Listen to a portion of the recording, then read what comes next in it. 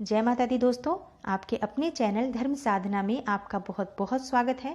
माँ भगवती दुर्गा की कृपा आप और आपके पूरे परिवार पर सदा सर्वदा बनी रहे।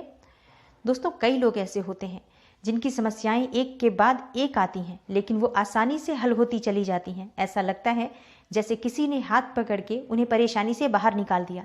इसका मतलब है कि उनके साथ कोई दैवीय शक्ति है, कोई ऐसी सकारात्मक शक्ति है जो हमेशा उनकी मदद कर रही है। दुनिया में बहुत से ऐसे लोग होते हैं जिन्हें उनके जीवन में दैवीय सहायता प्राप्त होती है, किसी को कम तो किसी को ज़्यादा, लेकिन बहुत से ऐसे साधक हैं जिन्हें दैवीय सहायता प्राप्त होती है। और इनमें से कुछ लोग ऐसे होते हैं जिनके माध्यम से ऊपरी शक्तियाँ या दैवीय शक्तियाँ अच्छा काम भी करवाती हैं।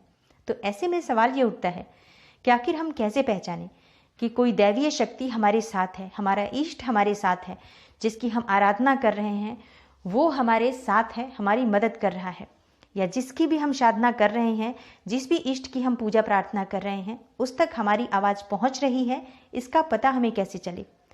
तो दोस्तों, ऐसा कहा जाता है कि इस बात को समझने के लिए समय समय पर हमें खास इशारे मिलते हैं, लेकिन जानकारी के अभाव में हम ये समझ नहीं पाते हैं कि हमारी दैवीय शक्तियाँ जो हमारे इष्ट हैं वो हमारे साथ हैं। कई बार वो हमें इशारे देते हैं लेकिन हम समझ नहीं पाते हैं। तो आज हम बात करने वाले हैं कौन सी ऐसी स्थितियाँ हैं जो सामने आती हैं तो हमें समझना चाहिए कि हमारे इष्ट हमारे साथ हैं और वो हमसे कुछ खास कहना चाहते हैं। दोस्तों, वीडियो को पूरा ज़रूर देखें और अगर आपको आज की वीडियो अच्छी लगे तो इसे लाइक कीजिए और ज़्यादा से ज़्यादा इस वीडियो को शेयर कीजिए। दोस्तों, शास्त्र कहते हैं कि दैवीय शक्तियाँ उनकी मदद करती हैं जो दूसरे के दुख को समझते हैं, जो दूसरों की परेशानी में परेशान होते हैं, जो बुराइयों से दूर रहते हैं, जो नकारात्मक विचारों से दूर रहते हैं, जो अपने इष्ट की आराधना करते हैं, और जो लोग पुण्य के काम करते हैं, धर्म के काम करते हैं, दूसरों की मदद करते हैं और दूसरों की फीलिंग्स को समझते हैं, दूसरों के दुख में दुखी होते हैं और दूसरों के खुशी को देखकर खुश होते हैं। ऐसे लोगों की हमेशा ऊपरी शक्तियां मदद करती हैं। अगर आप ऐसे हैं तो आप यकीन कीजिए कोई दैवीय शक्ति आपकी हमेशा मदद कर रही है। बस आपको थोड़ा सा ध्यान देने की ज़रूरत है कि आप अच्छे मार्ग पर हैं और आप हमेशा अच्छे मार्ग पर ही रहेंगे, क्योंकि ऊपरी शक्ति कोई है जो हमेशा आपको देख रही है। दूसरा इशारा, अगर आपकी नींद सुबह ब्रह्म मुहूर्त में खुल जाती है तो विद्वान लोग कहते हैं कि यदि आपकी आंखें प्रतिदिन ब्रह्म मुहूर्त में खुल जाती हैं, यानी कि 3 बजे से 5 बजे के बीच आपकी नींद खुल जाती है, तो आप समझ जाएं कि दैवीय शक्तियां आपके साथ हैं, क्योंकि ऐसा तभी होता है जब देवता लोग जागृत होते हैं। ये समय ऐसा होता है जब दैवीय शक्तियां जागृत होती हैं, साधु संत जागृत होते हैं। इस अवस्था में ये समय सोने का नहीं होता है, ये समय जागने का होता है। लेकिन ऐसा कहा जाता है कि इस काल में दुनिया के मात्र 13% लोग ही जगते हैं, तो आप उन 13% लोगों में हैं, इस बात को माने। ये भी कहा जाता है कि सत्व गुण प्रधान लोग इस काल में स्वतः ही उठ जाते हैं। बहुत से लोग प्रयास करने के बावजूद भी इस समय में नहीं जग पाते हैं। तो आपको समझना चाहिए कि कोई दैवीय शक्ति है जो आपके माध्यम से कुछ करवाना चाहती है। वो इशारा दे रही है कि ये सोने का नहीं, जागने का समय है। आपको इस समय में जागकर अपने इष्ट की आराधना करनी चाहिए और आपको प्रयास करना चाहिए कि अपनी शक्तियों से आप संपर्क साध सकें, क्योंकि ये समय है जब दैवीय शक्तियाँ भी जागृत होती हैं और आप भी इस समय में जाग रहे हैं अगर, तो आपको संपर्क करने का प्रयास करना चाहिए। अपने इष्ट की आराधना अधिक से अधिक इस समय में करना चाहिए। ये बहुत शुभ समय है और आप बहुत भाग्यवान हैं जो आप इस समय में जाग रहे हैं। अगला इशारा होता है देवस्थान के सपने बार बार आना। यदि आपको हर समय मतलब होता है कि अक्सर मंदिरों के सपने आते हैं या किसी देवस्थान के सपने आते हैं, सपने में आप आसमान में उड़ते हुए दिखाई देते हैं, अपने आप को देख रहे हैं कि आप आसमान में उड़ रहे हैं, आप देवी देवताओं से बात कर रहे हैं, तो आप समझ जाइए कि दैवीय शक्तियाँ आप पर मेहरबान हैं और आपके माध्यम से वो कुछ अच्छा करवाना चाहती हैं। इसलिए अगर आप इस तरह के सपने आते हैं तो अपनी साधना को बढ़ा दीजिए। जिस भी इष्ट की आप आराधना करते हैं उसकी आराधना को आप बढ़ा दीजिए। दोस्तों, घटनाओं का पहले से अगर आपको ज्ञान हो जाता है, कई बार होता है कि कुछ होने वाला है, कुछ घटित होने वाला है, अच्छा या बुरा, वो आपको पहले से ही पता हो जाता है। अगर इस तरह का आपको पूर्वाभास हो रहा है तो आप समझ जाइए कि दैवीय शक्तियों की आप पर कृपा है। दोस्तों, अगला जो इशारा होता है दैवीय शक्तियों का, वो होता है आपके परिवार में प्रेम का होना। अगर आपके परिवार में सभी लोग प्रेम से रहते हैं, आपकी आज्ञा का सब लोग पालन कर रहे हैं, आपकी पत्नी, आपका बेटा बेटी, आपके परिवार में आपके परिजन सभी आपको प्यार करते हैं, सभी आपकी आज्ञा का पालन करते हैं, तो ऐसे में भी आपको समझना चाहिए कि दैवीय शक्तियाँ आपसे प्रसन्न हैं, क्योंकि आपके साथ आपका ऑरा इतना पॉजिटिव है कि आपके आसपास रहने वाले लोग प्रसन्न रहते हैं, आपकी बात मानते हैं। आप चाहे ऑफिस में हो, घर में हो, कहीं पर भी आपकी बात मानी जा रही है, आपको महत्व दिया जा रहा है। इसका मतलब है कि कोई शक्ति है जो हमेशा आपके साथ है और आपका ऑरा बहुत पॉजिटिव है। अगर आपको जीवन में अचानक से धन लाभ प्राप्त हो जाता है, आप किसी भी कार्य के लिए बहुत परेशान हैं और धन नहीं प्राप्त हो रहा है, आप ऐसा सोच रहे हैं कि कोई काम रुकने वाला है, लेकिन उसी समय अचानक आपको धन का लाभ हो जाए और वो आपका काम आसानी से पूरा हो जाए, तो आप समझ जाइए कि दैवीय शक्तियाँ आपकी मदद कर रही हैं। या फिर आपको धन लाभ में कभी भी कोई बाधा नहीं आती, आपको पैसों रुपयों से संबंधित कोई परेशानी नहीं है, तो भी आपको समझना चाहिए कि आपके साथ हमेशा आपके इष्ट की शक्ति है।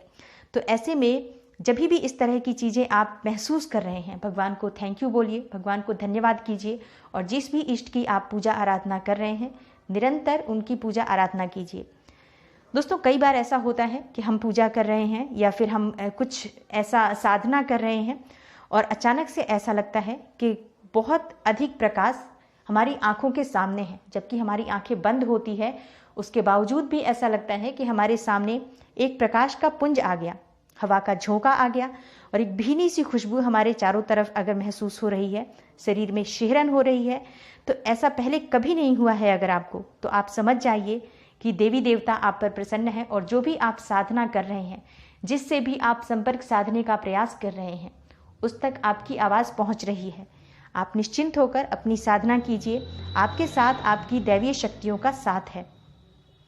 कई बार ऐसा होता है कि हम ज़मीन पर चल रहे होते हैं, उसके बावजूद भी ऐसा लगता है कि हम आसमान में उड़ रहे हैं, मतलब हमारे आसपास ठंडी हवा का एक झोंका सा आता है, एक पुंज सा आता है जिसने हमें घेरा हुआ है।